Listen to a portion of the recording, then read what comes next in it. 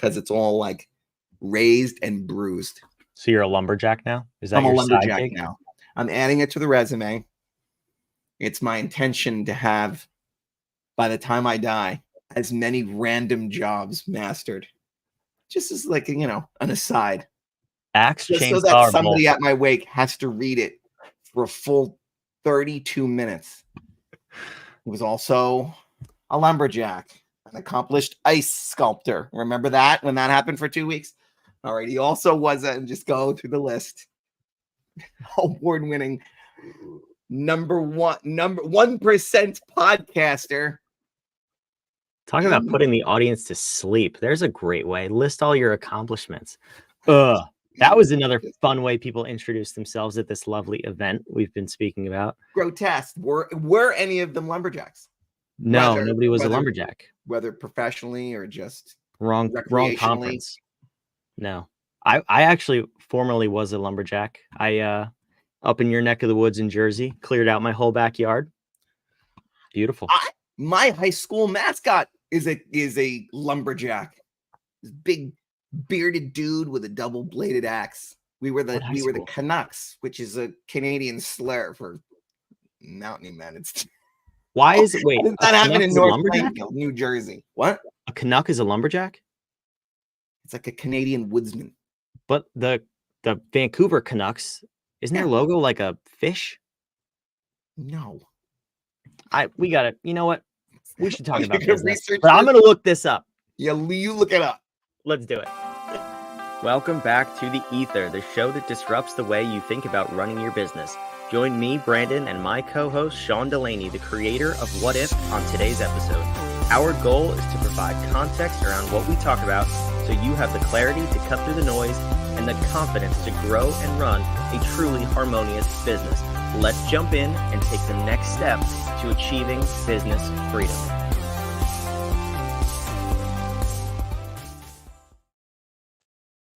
Business freedom is cool, but derogatory terms are also cool. If you heard the intro, a Canuck is a derogatory term towards Canadians. And yes, it is a fish.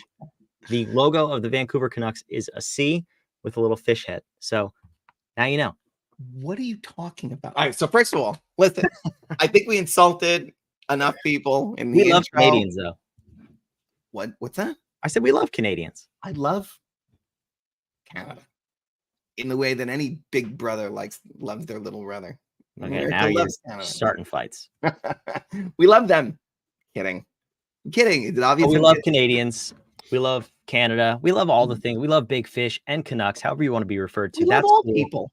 But more importantly, we do love all people. And you know what we want to talk about today? What do we want to talk about today? We want to talk about people. We want to talk about our employees and building a culture. Here's the title. You're going to love this. How to build a culture of employees who never want to leave. Oh, love it. We're talking about home. Are you people still here? Don't you have homes? Yes. Yes. There's two ways to do this. There's the chain your employees to their desk and make it their home, make them never leave. Or there's give them the freedom to come and go, but make them passionate about what they're doing. There might be a few more examples, but we're going to stick to those two very binary options today. I guess there are people who call Rikers Island home. I guess that's, so how have we not been canceled yet? We're not going to chain people to their desks. Yes, this is a great topic. So home, that we're talking about human resource management. Gross. Could we make them sound more like cattle? Anybody up for that? So it's not human resource management. We call it home. Humans optimized in a meaningful environment. In the name says it all. We want the human beings that we're playing with in delivering value to our customers. We want those people, our teammates, our colleagues. We want these people optimized. Everybody working at peak performance with all the tools, resources, and clarity and direction and support. We want all of that hyper-optimized state in a meaningful environment, meaning this place means something to me. I don't just check out. I'm not watching the clock saying, please, 5 o'clock, get here. I want to be here. I'm looking up at the clock going, oh my gosh, it's 6:30 and I'm still here. I didn't even realize. this place means something to me. Not just that it's fun and a cool place to hang out, because we've seen businesses like that too, where nothing's getting done. Of course, these people like it here.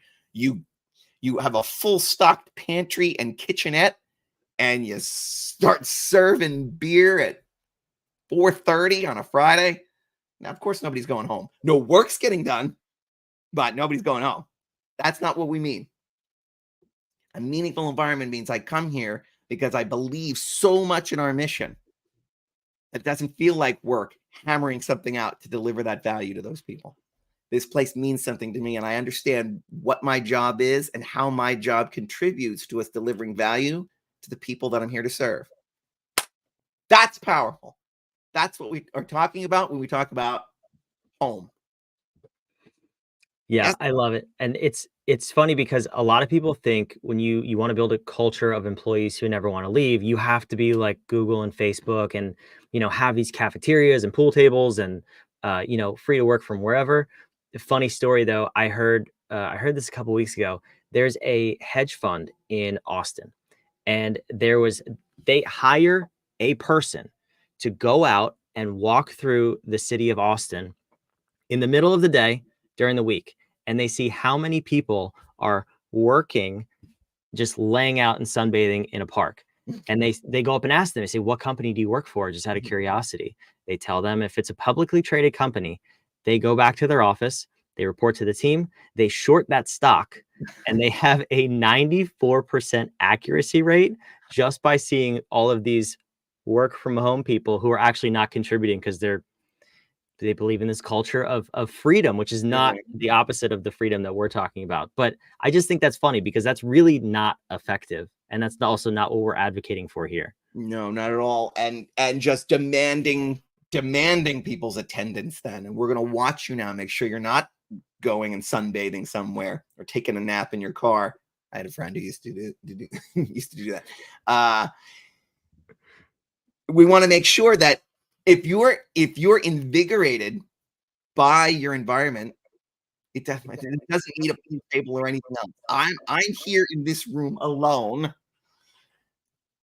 and frequently my wife will have to come and get me to remind me to stop working because it means something to me. I'm energized by it. Even when something's not going great and we have to tackle some issue, I'm invigorated by it. And so you don't have to police me and make sure that I'm chained to my desk because I want to be here and I want to do the work. And I get enjoyment from doing that. And it is possible to do that anywhere with any company doing almost any job. I say almost any job because pictures of dirty jobs with Mike Rowe jumped into my head saying some that are it's a pretty uphill battle. But that's the mission as a leader. If you want people who are going to be walking on water for you, are jazzed up, are walking through walls, are staying here, going the extra mile, and building the culture that you want and maintaining the culture that we want. Well, I know we're going to get into that too. So how would anybody know what kinds of questions? How Brandon does a Brandon show up and understand a business and what is going on vis-a-vis their people? Well, I think just based on what other people post on the internet, I think we're supposed to tell people the exact steps to build a culture, and we should tell them the KPIs to measure, and we shouldn't ask any questions about their business. And we should basically just say, if you do these 3 things, you'll have $1 billion company. I don't know. Should we do that? Or should we maybe say, we're going to give you 5 questions to ask yourself and your company? That's what I do. Answer your question. And then you can build this culture of home in your organization. I like that plan, but we can go either way. You're smart, Brandon. Not like people say. I love this. Let's do the questions thing. Let's do it. We got 5 questions. We're going to help you just totally revolutionize your culture, your home, your people, and please stop calling your humans resources. Just a pet peeve of mine. Anyway, question number 1, Sean. We got 5 questions at home. 5 questions. Does our organization have the right people and skills to do its work? That seems like a pretty basic question. So we start here. It is a very basic question, but it's the first question we ask analyzing any business when we're talking about their people, because it's a skill set. I love it when the owners of a business or the CEO or however you want to describe them says, "Oh, I love my people. We're like a family here." Well, I've seen plenty of families that are pretty dysfunctional who couldn't collectively get themselves into or out of any situation. Should we talk about our in-laws? I think that's another episode. Let's Well, not talk about that. I You love don't mine. want to be a family. No, but I love mine. But many families are not built to execute in a highly precise way, unless there's the flying Melendez, right? Unless they're a family act. The Partridge Family, okay, they can execute, but we're talking about so when they say I love my people, I love them, okay, but do they have the skills? Well, no, certainly not him. I mean, he's my cousin. I kind of had to hire him because my wife made me. Doesn't count. So I'm looking at right now, do we have the skill set here? Because that can be from your people, or you can outsource it too. So I want to know, to effectuate the mission that you're doing, do we have the skills we need? Because sometimes right off the bat, then the owner will say, well, like what kind of skills? Yeah, okay, we're not. Or when they have one skill replicated over 20 people. Oh yeah, we're all out of the box thinkers because that's what we love. Okay, so you got 20 out of the box thinkers. Yes. Anybody that can do the other 15 skills that you need in order to deliver on your mission. Yeah, I don't know, but we managed to get there creatively, and we change the process every day, and we're flying by the seat of our pants. But man, we're a great team, and we have each other's back when we all inevitably are falling down and missing the mark. That doesn't sound, it sounds like we're all treading water together, is what that sounds like to me. So You're giving me PTSD from a client meeting this week. Stop it. That's enough. Well, so it happens, and we see these patterns, and as soon as we see it, as soon as we get the scores, we go, oh, I know what this conversation is going to be. I know what it is, because with these 5 questions, we can dial it in pretty close. And now you have these questions, people listening at home. So what's the next one? Question number 2. Does our culture drive behaviors that match our core values? A lot in there. A lot in there. We always start with core values. For anybody who's listened to us at any length of time, it always comes up. So here we're trying to get at, I'm not asking if you like the culture. And I'm not asking about culture independent of results. So, or a culture misaligned with the core values. We see this far too frequently too, where people say, yeah, my core values are honesty and teamwork, and then they go through it. It's a very nice list, very well-meaning words, and then you see the exact opposite in the culture.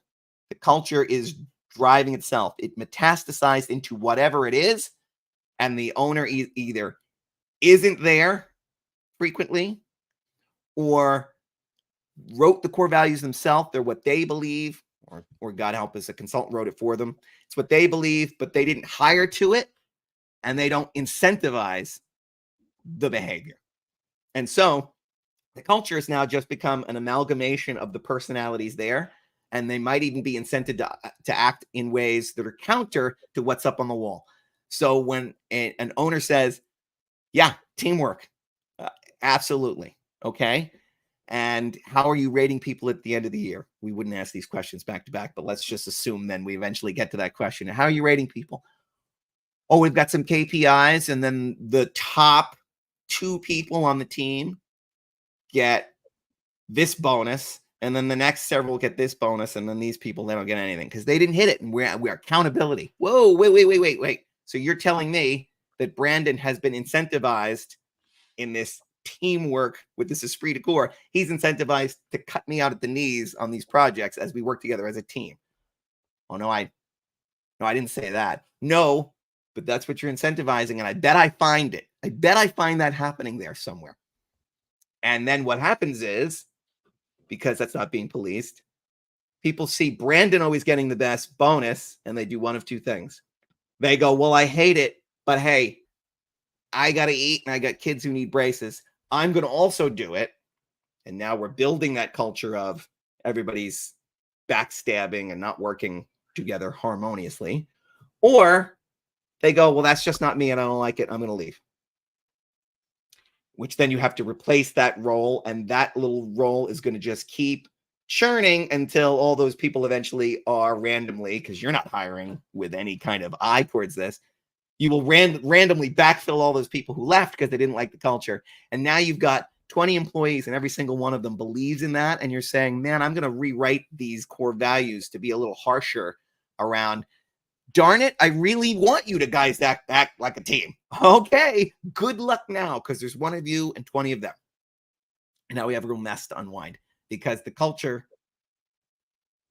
we let the inmates run the asylum here. It wasn't a cultivated culture.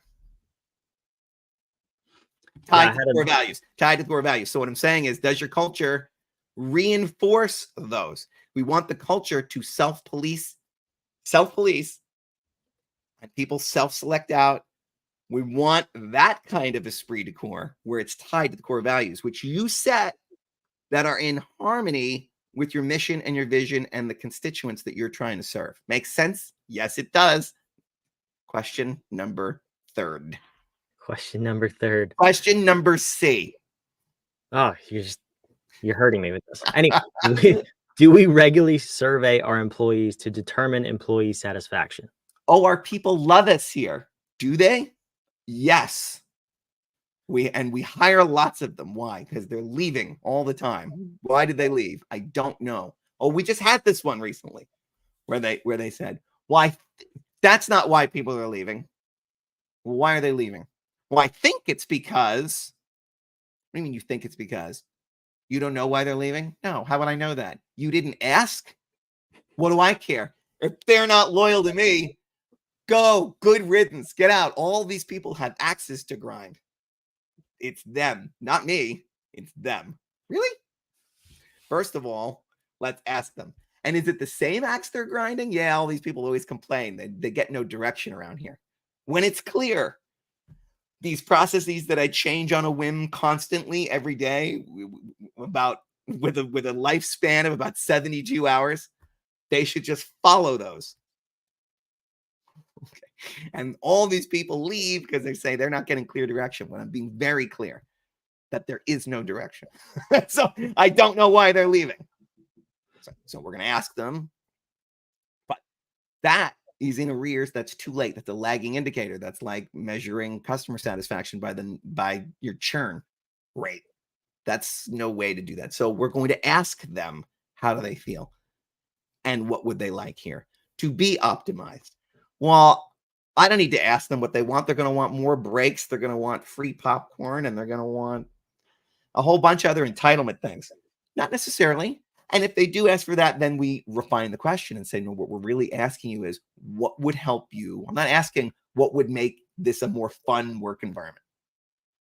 I might ask that. We would ask that, because contextually that would make sense with the people that we hire. Well, that's one of our core values too. So it would be in line with a question we should ask. Absolutely. But I'm saying, for most people, that's not the question we're asking. The question we're asking, or the intent of the question, so you have to refine it this way, is to ask your people, what things, support, resources do you need in order to do your job better, in order to serve these people better? What kinds of things do we need? And if you ask the right question into the right culture, you will get gold back. And you can say, that is a better process. That is a better procedure. We do all need that resource. We do all need that kind of direction. We do all need those Monday morning stand-up meetings. Whatever the thing is, they will ask. You will ask, and they will tell you. And it will be great. Don't try to figure it out alone. Survey them. There's no harm in that. There's no promises that everything you ask for. My daughter's on student council at her school now. She made all kinds of promises to get the job. I'm going to make sure that Fridays, free pizza in the lunchroom. Yeah, we're all getting pony rides at recess. I don't know. I'm a kid, and I'm promising other kids things. It's not what we're. So, because we surveyed all the students, and sure, and there's kindergartners weighing in, and so a unicorn was on the list, and you made it more reasonable to say a pony. It's not happening. None of these things are happening. So, you're a politician in the making. Just because you ask doesn't mean that you have to deliver on whatever they come back with. Okay. So I But love this it. question also lets us these are all windows into the entrepreneur's mind. Yes, I asked them, and everything I asked them, they ask that everything. Every time I ask them anything they ask for, I give them. That's not leadership either. That's like one extreme. The other extreme is, why would I ask those people anything? They work for me. Oh, God help us. Let's go to the other extreme. Let's work with the other extreme and at least dial them back. But these people, I mean, there's two very dramatic ways to think about that. And that's what we're talking about there with that question. That's the conversation I had. One of the conversations I had this week was, no, we don't ask them for feedback. We tell them what to do. If they don't do it, we immediately fire them. And our turnover rate's pretty high, but we know we just want people to come in here and do what we tell them to do. I'm like, because it's all of those people and it's their fault. yes, that's what they said. And then when they left, they gave 3 examples of when people had left recently, and it was their fault. It was on them. They left for these stupid reasons. And I was like, I don't think I'm going to ask you the rest of the questions in home. I think I got what I need here. Pretty clear. We got it. And it was as predicted, right where we said the problem would be. We found it right where it was. Now we're going to tell them exactly how to fix it. They'll either get it or they won't get it. But at some point, you have to have that breakthrough when it's everybody else's problem. Okay. Yeah, good luck with that. Anyway, so assuming that's not you and you do want to help improve the people in your culture. You wouldn't be listening if it were. No. We would ask you this 4th question. We would say, does our leadership team encourage and assist our employees in developing their job skills so they can advance their careers? I love this question because everybody else hates it. It's my favorite. What do they hate about it? They're like, what do you mean so they can advance in their career skills? They're just, I pay them. Like, what else? I'm like, no. I mean, this is my personal belief. I'm sure you echo this too, but I always viewed when I was hiring people, if I'm not helping them develop as a human being, both personally and professionally, to do better in their career, I'm actually not doing my job as a true leader. It's not about just getting the work done. It's about building a human being. So are you helping them do that? Is that part of your culture? How do you feel about that? You will attract better employees if you want people thinking about their career. They're going to think about their career. And their future is either with you or outside those walls. And so if they're a good employee, you want to do the things to have them be here. Well, what are those kinds of things? Well, we could give them free popcorn. Okay. But we could give them candy bars. Even better. We could give them candy bars and free sodas. That doesn't make them a better employee. That makes them fat. Killing them. Why are we killing these people? Making them fat. And so I want to make them happy, but in a way that is self-serving, in the sense that it's in service of the company and its mission. And so one of the ways I can make them happy is to say, your future is here and you will get opportunities for growth, because I want these people to learn more. I want their skills to increase because I want to move them up and give them more responsibility. And so it's incumbent upon me to say, you have this set of skills today. We are going to refine those, improve them, and add to them. Does that sound like something you want? No, I want to sit here and pull this lever and be left alone. Maybe that works for our culture. Maybe it doesn't, but the opportunity is there. And as a leader, I'm going to encourage you, because it's not just that. I've seen that too, where, what do you mean? We have 15 different courses that they can take. They're all on our IntraWebs site, and they can take those courses and improve their skills. And some of them are even 2-week-long courses. Great. And how many has Brandon taken in the last 6 months? Oh, he's way too busy to do that. I mean, I can't have them sitting around taking courses all day. So we haven't really given them the opportunity because we're overworking them. Well, I need the job done today. There's a balance there. Because you can go the other way too. Where, gosh, we haven't seen Brandon around here in a while. Well, he's at another 6-week leadership training course. I think he's tapped out on that. I think he's got a lot of leadership skills. And this is when you see marketers at marketing conferences learning more about marketing from each other. This incestuous little comfort zone that we have here. And that's not what we need either. Now, if your fear is, I could spend a lot of money training people and then they leave, And I would postulate back to you, what if you don't spend anything on training and they stay? That's far worse. So we train them up, we improve them. Yeah, maybe they leave. And when they go to the next company, they're going to say, why are you so great? Because I got a lot of training at my last company. And 15 people there now are applying for your next job because they don't get that there and they heard that they got it over here. It just is a competitive advantage in so many ways and can so benefit both you and the people working for you. That is how we get to the optimization of people. Yeah, and the secret sauce is about the training piece, because that's the common rebuttal, right? If you don't train them and they stay, it's even worse. Yeah. If you're worried about training them really well and then they leave, you miss something else. Like, if you get this right, they're not going to want to leave. They're going to beg you to stay. They're going to say, look, what is it going to take? In some cases, if you get this really, really right, hey, I know the company's suffering right now. I could take a short-term pay cut. Like, that is the extent that we should be focused on developing our employees, because they know if they go anywhere else, they're not going to get the training, they're not going to get support, they're not going to get the culture, and they will never find this anywhere else. Build that company and continue to overtrain people, because they'll never leave you. That's my take on it. Maybe I'm a dreamer. I don't know. That's okay. I'm happy to live where I am. Anyway, question numero 5. Ooh, Spanish. Look at me go. Do our employees know how they... Look at amigo. All right, go ahead. All right. Can't win with this guy. But anyway, we have a 5th question. 5th. Do our employees know how the measures they use in their work fit into our organization's overall measures of improvement? Kind of seems like that second question. No, sorry. One of the questions we mentioned earlier about saying, are we measuring to just KPIs or towards our core values? I see this fitting in and kind of tying that together. And it ties into the change management, continuous improvement kind of culture that we're trying to build, that good enough is not good enough, and that we're looking to improve things. And so we could have asked, so this is getting to what we're really trying to get to here, because it's not just the measures of the business. It is, how does my job not just effectuate the mission, but how does it touch those different measures and the ones that will continue get us to continue to grow? So this is trying to push KPIs and incentivizing employees to behave in the right ways, but tying it also to a cultural mindset of, we're going to act such that we can improve on everything that's here.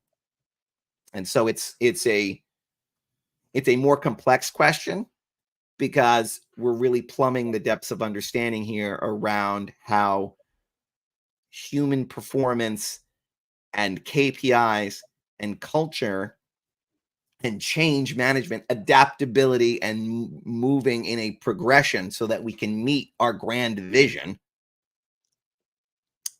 It's like 5 of the disciplines all come together in this one question. And while it's not apparent that it's that complex in the asking of it, the answers always are fertile ground for us to probe and plumb the depths of that, because this takes us into those discussions in those 5 different areas. And so that's why it's the last one, because it's a branching off point to some of the other disciplines. Absolutely. So there you have it. You have the 5 questions you need to start building, rebuilding, improving, wherever you're at on that continuum, your culture, creating employees that want to stay in your company, that would do anything to stay in your company. That's the whole goal. I'm a dreamer. I believe that you can create an organization like this. We've both seen it done on a number of occasions. We've done it. Beautiful.